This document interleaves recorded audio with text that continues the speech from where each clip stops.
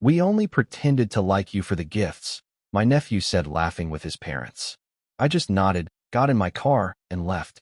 The next morning, I called the lawyer and removed them from my will. That evening, they were at my house screaming. I, 42M, had spent the better part of 2 decades building my software company from nothing, working 16-hour days while everyone else was out living their lives. The money came eventually, more than I ever thought possible, but it came with a price. My marriage fell apart at year 3. No kids. Just me and a business that consumed everything. My older brother had always been different. Where I buried myself in code and client meetings, he chose teaching high school English, married his college sweetheart, and had 2 kids. We weren't close growing up, but after our parents died in a car accident 7 years ago, something shifted. He reached out, started inviting me to Sunday dinners. His wife seemed warm, always asking about work, always interested. Their kids, a boy of 16 and a girl of 14, were polite enough. I started showing up. Every Sunday at first, then holidays, birthdays, random weekdays when loneliness crept in too heavy. I'd bring gifts because I didn't know what else to bring. I had money but no idea how to connect with people anymore. A new laptop for my nephew when he mentioned his old one was slow. A professional camera for my niece who said she liked photography. Vacation money when my brother mentioned they couldn't afford to go anywhere nice. I paid for my nephew's expensive basketball camp 3 summers in a row. I bought my niece's entire art supply wish list without being asked. Looking back now, I can see how pathetic it must have looked. A lonely, wealthy uncle trying to buy his way into belonging somewhere. But at the time, their smiles felt real. The hugs felt genuine. My brother would clap me on the shoulder and tell me I was too generous. His wife would kiss my cheek and say I was family. The kids would show me their new things, excitement in their voices. Last month was my nephew's 17th birthday. I showed up with keys to a used but decent car, something safe for a new driver. The kid's face lit up in a way I'd never seen before. He hugged me, actually hugged me, and called me the best uncle in the world. My brother protested that it was too much, but his wife quieted him down, saying I wanted to do this, that I was being kind. We had cake. We laughed. I drove home feeling like maybe I actually had a family again. 3 weeks later, I went over on a Tuesday evening. I'd been working on a massive deal that finally closed, and I wanted to celebrate with people who mattered. I had a bottle of expensive wine for my brother and his wife, and I'd ordered some tech gadgets for the kids that were supposed to arrive the next day. I let myself in through the side gate like I always did. They'd given me the code years ago, told me I was welcome anytime. I could hear voices coming from the back patio, laughter and conversation floating through the evening air. I walked around the corner of the house, ready to announce myself, when I heard my nephew's voice cut through clearly. He was telling some story about school, something about a friend's family, and then he pivoted. He said he'd never have to deal with poor relatives because their rich uncle took care of everything. My brother laughed, that familiar warm laugh I'd grown to associate with acceptance. He said something about how I was useful to have around, even if I was a bit socially awkward and didn't know when to stop talking about work. My sister-in-law's voice joined in. She said she'd perfected the art of looking interested whenever I rambled on about software development, that it was a small price to pay for the lifestyle upgrades I provided. My niece, the quiet one who I thought actually liked me, mentioned how embarrassing it was when I showed up to her school art show last year, how I dressed wrong and didn't understand anything about art, but she had to pretend to appreciate my presence because of the camera I'd bought her. Then my nephew dropped it. He said they only pretended to like me for the gifts, that it was obvious, that everyone knew it. He was laughing. They were all laughing. My brother added that I was lonely and desperate enough that I probably knew on some level, but didn't care because at least I got to pretend I had a real family. I stood there at the corner of the house, hidden by the jasmine trellis, for maybe 30 seconds. Something in my chest just went cold and empty. Not angry, not hurt in the way you'd expect, just empty, like someone had reached in and scooped out whatever had been living there. I turned around and walked back to my car. I got in, started the engine, and drove home. My phone buzzed twice with messages from my brother asking where I was, saying they were expecting me. I didn't respond. The next morning, I called my lawyer at 8 a.m. I drafted my will 5 years ago, shortly after reconnecting with my brother's family. They were the primary beneficiaries. My brother would get the house and half the assets. His wife and kids would split the other half, with trusts set up for the children's education and futures. It was worth several $1,000,000. My lawyer asked if I was sure, if something had happened. I told him I was completely sure and that I needed it done immediately. He had the new documents ready by noon. I signed them in his office. Everything now went to a mix of charities, scholarships for underprivileged kids in tech, and a foundation I was establishing for children who'd lost parents. My brother's family got nothing. Not a dollar. Not a photo album. Nothing. I went back to work. I had meetings. I reviewed code. I ate lunch at my desk. My phone kept buzzing with messages from my sister-in-law asking if I was okay, if she'd done something wrong, why I wasn't responding. I blocked all their numbers at 4 p.m. That evening, around 6, my doorbell started ringing. Then the pounding started. Then the shouting. I looked through the security camera feed on my phone. All 4 of them were on my porch. My brother was red-faced, yelling at the door. His wife looked panicked. The kids hung back on the steps, looking confused and worried. I opened the door and stood there, not saying anything. My brother immediately launched into a rant about how I'd missed dinner the night before without explanation, how I was ignoring their messages, how that was incredibly rude after everything they'd done for me. His wife stood beside him with her arms crossed, nodding along, adding that they'd been worried sick. I asked them what exactly they'd done for me. My brother stuttered, listed off the Sunday dinners, the birthday invitations, including me in their lives when I had no one else. His wife mentioned the emotional support, being there for me, making me part of their family. I told them I'd changed my will. I said it calmly, flatly, like I was discussing the weather. Their faces went confused at first, not understanding why I'd bring that up. I explained that as of this morning, they were no longer beneficiaries of anything.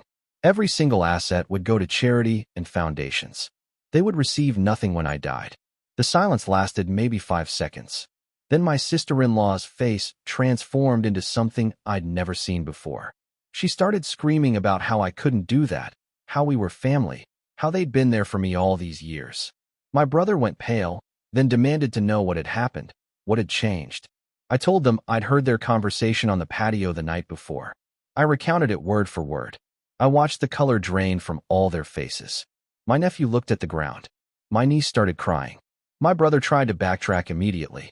He said it was just venting, just blowing off steam. Everyone complains about family sometimes. It didn't mean anything. His wife grabbed my arm, saying I'd misunderstood, taken things out of context, that they loved me, and this was just a misunderstanding. I pulled my arm away and asked if they'd actually said those words. If my nephew had actually said they only pretended to like me for the gifts. No one answered. My niece just cried harder. My sister-in-law shifted tactics.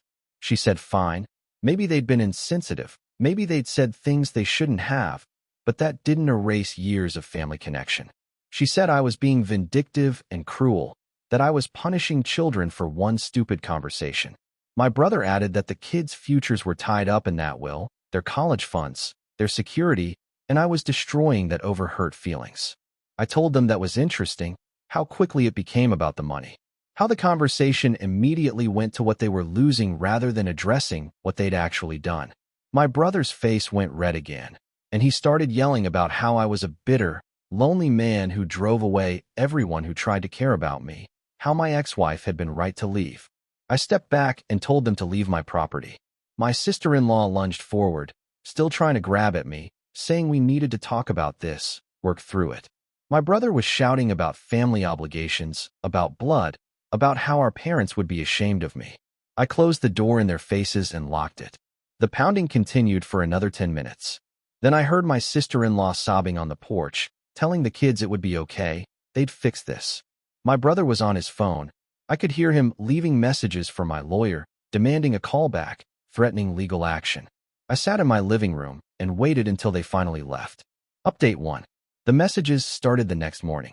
My brother's number, which I'd blocked, somehow got through on my work phone. Dozens of texts about family, forgiveness, mistakes everyone makes. I blocked that number too. My sister-in-law created a new email address and sent a 15-paragraph message about how I was tearing apart a family over a moment of weakness, how the kids were devastated, how my brother hadn't slept all night. My nephew sent a message through social media. It was an apology, carefully worded, explaining he was just a stupid kid trying to sound cool in front of his parents, that he didn't mean it, that he really did appreciate everything I'd done. He said he was sorry and wanted to make it right. I deleted it without responding. Work became my refuge again. I threw myself into a new project, stayed at the office until midnight most nights. My secretary mentioned that a woman claiming to be family had called 4 times trying to reach me. I told her to block any calls from anyone claiming family connections. 2 weeks after the confrontation, my lawyer called. My brother had indeed tried to challenge the will change. He'd consulted with 3 different attorneys trying to find grounds for undue influence or mental incompetence. All 3 had apparently told him he had no case. You can't force someone to leave you money. My lawyer asked again if I was certain about this decision, mentioned that estate planning often involved complicated family dynamics that sometimes improved over time. I told him I'd never been more certain of anything. A month in, my sister-in-law showed up at my office building. Security called me before letting her up. She was in the lobby, asking to see me, saying it was an emergency. I told security I didn't know her and to ask her to leave. I watched on the security monitors as she argued, cried, and finally left. That evening, I received a letter in the mail. My niece had written it by hand, several pages of apologies and explanations. She wrote about feeling pressured to go along with the family conversation, about being scared to stand up to her parents and brother, about genuinely enjoying the time we spent together. She mentioned specific moments, things I'd taught her, conversations we'd had that she claimed meant something to her. She begged for another chance. I almost responded to that one. Almost. But then I remembered her voice on that patio, talking about how embarrassing I was, and I put the letter in a drawer. 3 months later, my brother sent a final message that got through before I could block the new number. He'd lost his job. Budget cuts at the school district. They were struggling financially, behind on the mortgage. The car I'd bought for my nephew was breaking down, and they couldn't afford repairs. He said he understood I was hurt, but his kids were suffering, his family was falling apart, and he was asking, not as someone who expected inheritance money, but as a brother who needed help. I sat with that message for 2 days. Part of me, some small remaining piece, felt the tug of old obligations. We were blood. Our parents had raised us to take care of each other. And his kids, whatever they'd said, were still just teenagers who'd made a mistake. But then I went back through everything in my mind. Years of gifts, of showing up, of trying so hard to be part of something. And all of it had been tolerated, endured. A transaction where my money and generosity bought me the illusion of belonging while they laughed behind my back about the desperate, lonely uncle who couldn't take a hint. I didn't respond. Update 2. 6 months after I changed the will, I saw my nephew at a coffee shop near my office. I almost didn't recognize him. He'd lost weight, looked older somehow. He was behind the counter, wearing an apron, taking orders. Our eyes met across the room. His face went through a series of expressions: recognition, shame, hope, fear. I ordered my coffee from the other employee and left without acknowledging him. That evening, he sent another message. He'd gotten the job to help his family with bills. His mom had taken a second job as a receptionist. His dad was applying everywhere, but the teaching market was brutal. They'd had to sell the car I'd given him. His sister had given up her photography dreams because they couldn't afford supplies anymore. He said he understood why I'd cut them off, that they deserved it, but he wanted me to know he'd grown up a lot in 6 months. He understood now what they'd had and what they'd thrown away. I didn't respond, but I didn't delete the message either. My therapist, who I'd started seeing 2 months after the incident, asked me what I wanted. Not what I thought was fair or justified, but what I actually wanted. Did I want them to suffer? Did I want an apology? Did I want my family back? I told her I didn't know. That felt like the most honest answer I'd given anyone in months. A year after everything fell apart, I was having dinner alone at an expensive restaurant, celebrating closing another major deal, when I saw them. My brother's family, all 4 of them, at a table in the back corner. They were dressed nicely, but I could see the careful calculation in their choices. The kind of place they could afford once, maybe, for something special. They hadn't seen me. I watched them for a few minutes. My brother and his wife looked tired, older. The kids were quieter than I remembered, but they were talking, laughing occasionally, together. My niece showed her mom something on her phone. My nephew said something that made my brother smile. They looked like a family, just without the wealthy uncle buying his way in. I paid my bill and left before they could spot me. As I walked to my car, my phone buzzed. My lawyer, asking if I wanted to review the foundation documents we'd been setting up. The scholarship program for underprivileged kids learning software development was almost ready to launch. We'd be able to help dozens of kids every year, kids who actually needed it, who hadn't had the advantages my brother's children had already received. I responded that everything looked good and to proceed. That night, alone in my too-large house, I pulled out the drawer where I'd kept my niece's letter. I read it again, looking for something I might have missed. Some genuine connection that had been real underneath all the performance. Maybe it had been there. Maybe some of it had been real, mixed in with the opportunism and the laughter at my expense. People are complicated. Families are messy. Maybe my nephew really did appreciate some of what I'd done, even while mocking me with his parents. Maybe my niece had enjoyed our conversations about art, even while being embarrassed by my presence. But maybe, and some, weren't enough anymore. I'd spent too many years accepting crumbs and calling it a feast. I put the letter back in the drawer and closed it. Update 3. 18 months after changing my will, my brother had a heart attack. He survived, but the hospital bills were devastating even with insurance. My sister-in-law called my office again. This time I took the call. She didn't ask for money. She just told me what happened, her voice shaking, and said she thought I should know. She said she wasn't asking me to forgive them or come back or change anything, but that whatever else had happened, my brother was my brother and he'd almost died. I thanked her for letting me know and hung up. I didn't visit the hospital. I didn't send flowers. But I did call my lawyer and set up an anonymous payment for the medical bills. He arranged it through a third-party charitable organization that specialized in medical debt relief. My brother's family would never know it came from me. My therapist asked why I'd done that. I told her I didn't know. Maybe some obligations run deeper than hurt feelings. Maybe I was hedging my bets in case I changed my mind someday. Maybe I just didn't want the guilt if something happened to him. She asked if I'd considered that helping them anonymously while refusing to reconcile was its own kind of game, its own way of maintaining control and distance while still being involved in their lives. I stopped seeing that therapist. 2 years after everything imploded, the foundation launched. We had a small ceremony, some local press coverage about the scholarship program. I gave a speech about opportunity and potential and kids who just needed someone to believe in them. I didn't mention my brother's family. I didn't mention that this money had originally been earmarked for 2 teenagers who already had advantages and opportunities, who'd squandered something more valuable than money. My nephew sent me a congratulations message. He'd seen the press coverage. He said what I was doing was amazing and exactly the kind of thing that made him look up to me when he was younger. He said he hoped I was happy, that I'd found purpose, and that maybe someday I'd let him apologize in person. I finally responded. I told him I appreciated the message and wished him well in life. I didn't say anything about apologizing in person. I didn't say anything about forgiveness or second chances. He responded immediately, asking if we could have coffee sometime. Just to talk. No expectations, no agenda. Just 2 people who used to know each other. I left that message unread for 3 weeks. Then I responded with a simple no thank you. 3 years after changing my will, I met someone.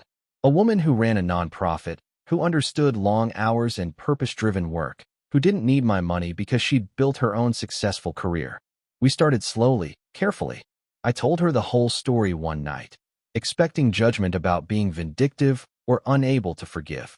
She listened and then asked what I'd lost when I cut them off. I started to say nothing, but she stopped me. She said everyone loses something when relationships end, even bad ones, even necessary endings. She wanted to know what I actually grieved. I told her I grieved the illusion. I grieved believing I'd finally found my way back to family after losing my parents. I grieved the version of myself that could show up with gifts and feel like that was enough, like that meant something. I grieved the simplicity of not knowing what they really thought. She held my hand and said that was worth grieving and that I didn't have to forgive them to acknowledge the loss. That conversation changed something. Not about my decision regarding the will or my brother's family, but about how I carried it. Now, 5 years later, I've built an actual life. The foundation has helped over 100 kids. I'm engaged to someone who chose me without needing my money first. I have friends who I met through work and volunteer activities, people who knew me before they knew my bank balance. My brother's family still lives 20 minutes away. I see them occasionally, by accident, around town. We don't speak. Sometimes I'll catch my brother's eye across a grocery store or my niece at a gas station. And there's this moment of recognition and decision. And then we both look away and continue our separate lives. Last month, my nephew graduated from community college. He'd posted about it online, and somehow it showed up in my feed. He looked proud in his graduation photos, standing with his family, holding his degree.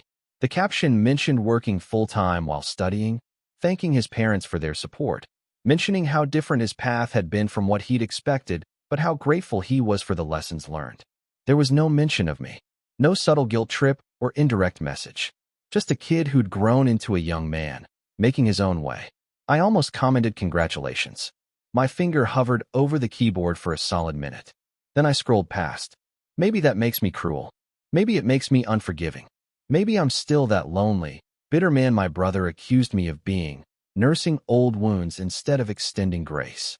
Or maybe I just learned that you can't buy belonging, that some betrayals fundamentally change what's possible between people, and that protecting yourself isn't the same as seeking revenge.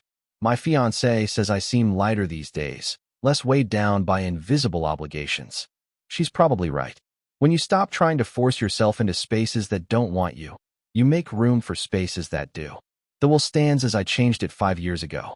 Sometimes I wonder if I'll regret that on my deathbed, if I'll wish I'd been bigger, better, more forgiving. But then I remember standing at that corner of the house, hidden by Jasmine, hearing people I'd loved reduce me to a transaction and a punchline. And I think I'll be fine with my decision. If you like the story, please subscribe us and do like this video.